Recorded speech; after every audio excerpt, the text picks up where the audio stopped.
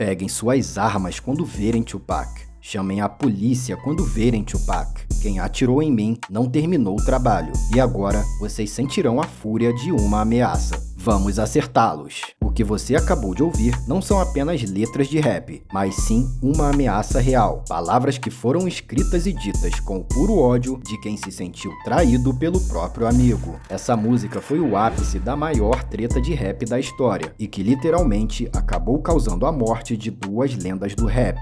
Hoje vamos revelar todos os detalhes por trás da música Hit 'Em Up de Tupac e explicar como a letra se relaciona com a treta, a vida e a morte de Tupac e Notorious Big. Eu sou o Guilherme e você está no canal Decifra Hits.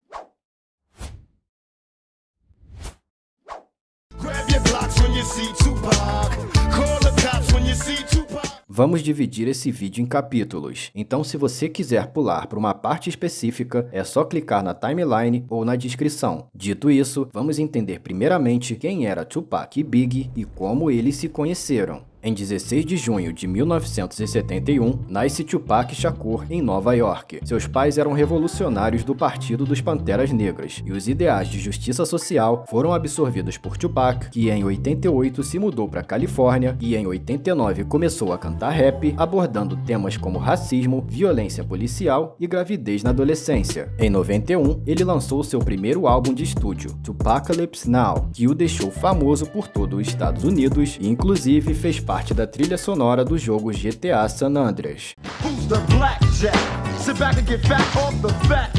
Em 92, na outra ponta dos Estados Unidos, em Nova York, começava a surgir outra lenda do hip hop, Christopher Wallace, mais conhecido como Notorious Big, de 20 anos de idade, apenas um ano mais novo do que Tupac. Mesmo com uma boa educação, criado por sua mãe que era professora, ele se envolveu no crime muito novo e aos 12 anos de idade já vendia drogas. Apesar disso, na escola ele começou a demonstrar um enorme talento para rimas improvisadas e aos poucos foi ganhando notoriedade pelo seu dom. Chegamos ao ano de 1993, o ano mais importante dessa história. Nesse ano, o talento de Big foi descoberto por um dos maiores produtores de hip hop de todos os tempos, Sean Combs, mais conhecido como Puff Daddy. Assim, Big conseguiu um contrato na gravadora de Puff, a Bad Boy Records. No mesmo ano, Big, ainda em ascensão como rapper, viajou para Califórnia, quando foi apresentado a Tupac Shakur, que já era um dos maiores rappers americanos. Big e Pac logo se tornaram grandes amigos, a ponto de Pac chamar Big para abrir os seus shows, dar diversas dicas de rap para ele e inclusive oferecia sua casa na Califórnia para que Big passasse suas noites. E o que começou como uma grande amizade acabou se tornando uma rivalidade fatal. Ainda em 93, Tupac viajou para Nova York para gravar um filme, e no tempo que ficou por lá, acabou fazendo amizade com algumas pessoas um tanto quanto perigosas. Uma dessas pessoas era o Haitian Jack, um executivo da música. Nessa época, Big chegou a aconselhar Pac a parar de andar com esses caras, pois ele poderia ter problemas. Mas Pac estava tendo uma vida de rei com seu novo amigo, que o presenteava com joias, festas caras e era tão influente que chegou a apresentar a Madonna para ele.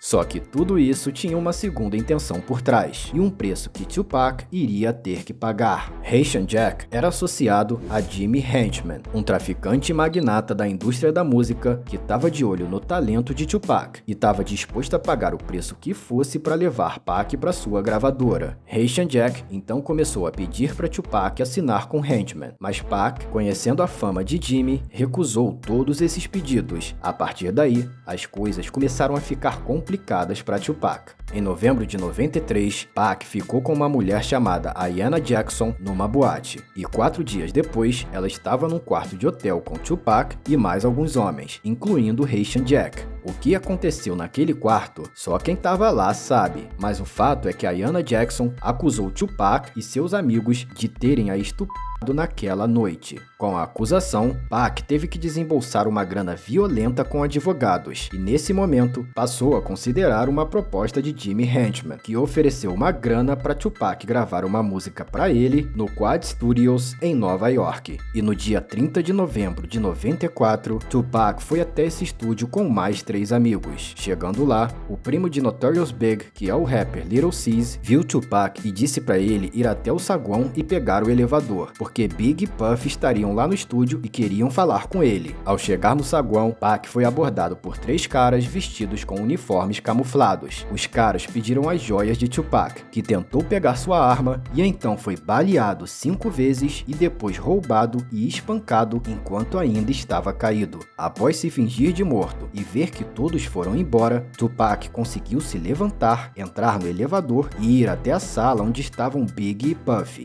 Tupac mais tarde revelou que, antes de desmaiar, ele conseguiu ver nos olhos de Big e Puff que eles sabiam de tudo e que ele tinha caído numa emboscada. A partir daí, começava a surgir a treta entre Tupac e Notorious Big. Poucas horas depois de sair do hospital, Tupac foi de cadeira de rodas direto para o tribunal para receber sua condenação pelo estupro de Ayanna Jackson. Na cadeia, Pac já estava desconfiado que Jimmy Henchman e Haitian Jack tinham armado tudo isso contra ele e que Big e Puff sabiam, mas não o avisaram. Além disso, Haitian Jack, mesmo tendo sido processado pelo mesmo crime, teve o seu julgamento à parte e foi liberado. E a única forma de ele ter conseguido isso seria colaborando com a polícia contra Tupac. A partir daí, Pac se sentiu traído e passou a desconfiar de muita gente. Isso explica sua linha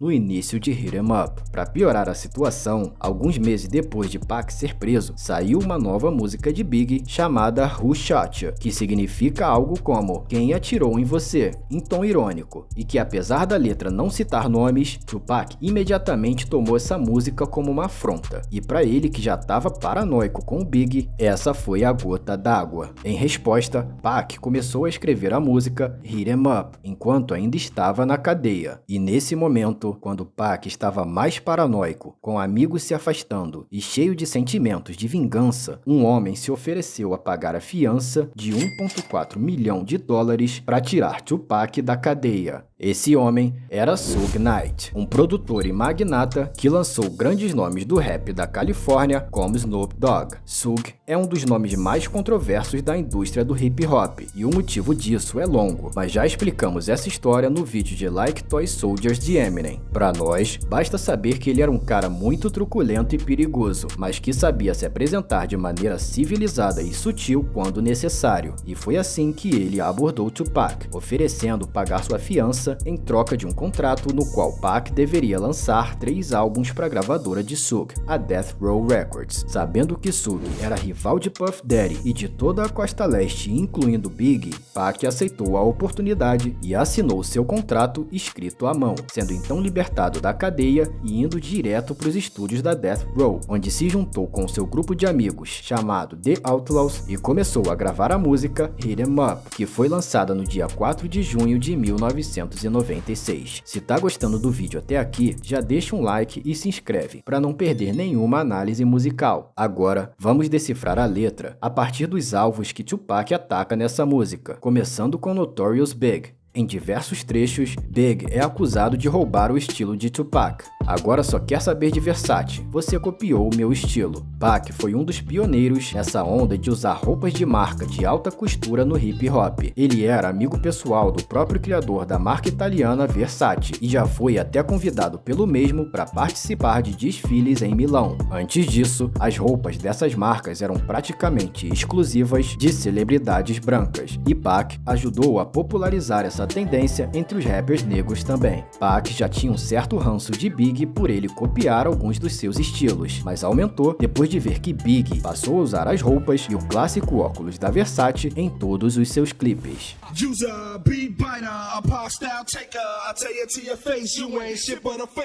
Essa linha é uma forma de atacar o Big, ao mesmo tempo que faz uma homenagem a MC Lyte, uma grande amiga de Tupac que lançou versos parecidos em sua música 10% This.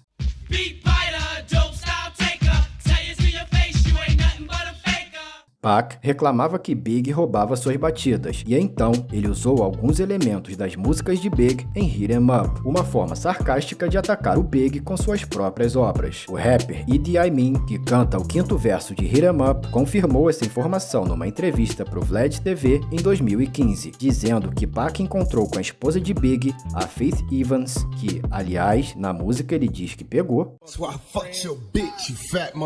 e mostrou para ela esse rap que ele estava fazendo fazendo para atacar o Big, que usava como base a batida de uma música de R&B chamada Don't Look Any Further. EDI acredita que Faith tenha corrido para contar para o seu esposo, e assim, Big tentou se antecipar e lançou essa batida antes na faixa Get Money. Mas Tupac já tinha previsto essa jogada, e a versão que ele mostrou para Faith era apenas uma demo de Hit 'Em Up. Pac já havia preparado uma versão alternativa, que é a que conhecemos hoje. Nela, Pac zoou Get Money de Big ao colocar um áudio com a voz da Faith Evans falando Take Money durante o refrão.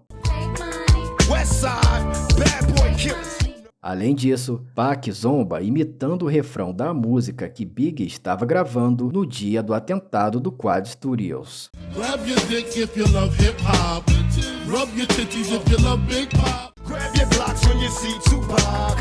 Call the cops when you see Tupac. E é claro que não podia faltar uma referência à infame música Who Shot You de Big. Na linha Frank White precisa levar uma surra por fazer armadilhas, Frank White é um dos apelidos de Notorious Big, pois esse é o nome do chefão traficante no filme O Rei de Nova York, já que Notorious Big era tão influente na cidade que nada acontecia sem ele saber. Por esse motivo, Tupac ficou com tanta raiva de Big e nunca acreditou quando ele dizia que não sabia quem armou para ele no Quad Studios. Na música, eles também chamam Puff Daddy de fracote e no final, Tupac diz: Now you tell me who won. I see them, they run. Isso faz referência a um evento ocorrido no dia 29 de março de 96, na Soul Train Awards, uma premiação na qual teve a presença de Tupac e Big. E segundo o rapper Idi Amin, quando Tupac chegou no local, ele chegou encarando seus inimigos. Big e Lil Cease apenas encararam de volta, mas Puff Daddy logo vazou dali, pulou no seu ônibus e desapareceu rapidamente. Tupac também aproveitou sua ira em Hit 'Em Up para atacar alguns rappers aleatórios que nada tinha a ver com Notorious Big e toda essa treta, mas que tinham lançado músicas atacando Tupac de alguma forma. Um deles foi Chino XL,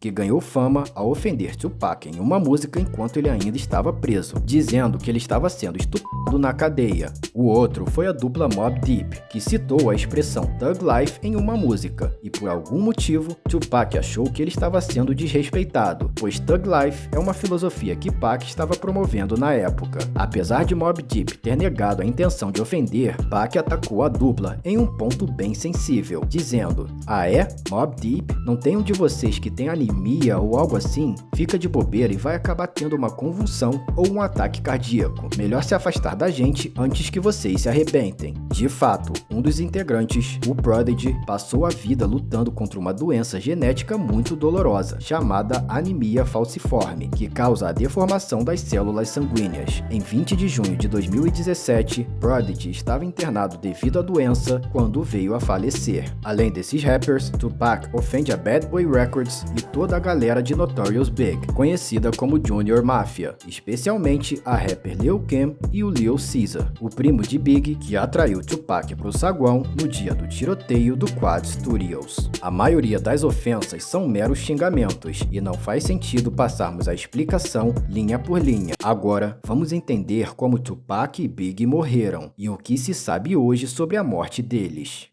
O dia que Tupac assinou o contrato com Suge é visto por muitos como o início de seu fim. Dizem ainda que esse foi o dia que ele assinou um contrato com o diabo, até porque Suge era membro da gangue dos Bloods e era conhecido por muitos como o Diabo do Terno Vermelho. E após a entrada de Tupac para a gravadora de Suge, a Death Row Records, Pac começou a gravar raps com menos críticas sociais e com mais agressividade do que ele costumava fazer. Muito se discute sobre o quanto dessa mudança tenha sido motivado pela sua raiva de Big e da Costa Leste, ou do quanto disso tudo foi influência de Suge Knight, que era o principal apoiador da treta entre West Coast e East Coast e nutria um ódio por Puff Daddy que só iria aumentar nos anos seguintes. Em 23 de setembro de 95, Jake Rubbles, um grande amigo de Suge e também membro dos Bloods, foi assassinado durante uma discussão numa balada em Atlanta, e o cara que matou Jake era um segurança de Puff Daddy. A partir daí, a treta entre a Death Row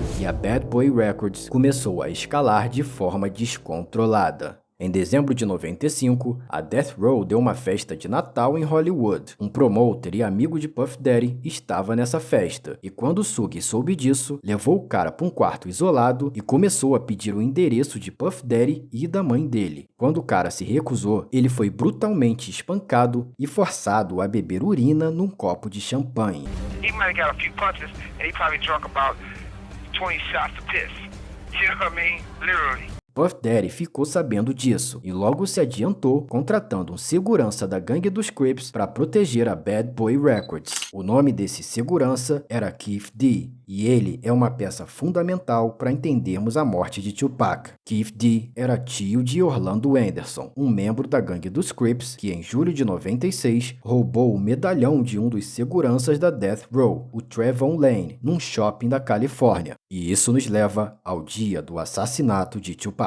No dia 7 de setembro de 96, Tupac, Suge Knight e toda a equipe da Death Row foram a Las Vegas para ver uma luta de Mike Tyson na Arena MGM. E adivinha só quem estava lá na mesma noite? Orlando Anderson, o cara que roubou o medalhão da Death Row. Após a luta de Mike Tyson, mais precisamente às 20h49, Trayvon Lane, o segurança que foi roubado, viu Orlando passando pelo hall da MGM e foi avisar Tupac. No mesmo instante, Tupac, Suge e toda a equipe da Death Row partiram para cima de Orlando e o espancaram na frente de todo mundo. Depois disso, Tupac saiu com seus amigos em direção à boate 662 de Suge Knight, mas nunca chegaram lá, pois ao saírem do MGM, Orlando Anderson chamou seu tio Keith D e mais dois amigos da gangue dos Crips para irem com tudo para cima da BMW 750i preta, na qual estavam Suge Knight na direção e Tupac Shakur no banco do carona. Às 22h55, a BMW parou num sinal vermelho e um paparazzi tirou uma foto que logo depois seria conhecida como a última foto do Tupac em vida. Às 23h15, o carro para em outro sinal na avenida em frente ao Hotel Maxim, quando um Cadillac branco para logo ao lado. No banco do carona estava Keith D, que portava uma Glock .40. Ele passou a arma para DeAndre Smith, que ficou com receio de atirar. Então Orlando Anderson pegou a Glock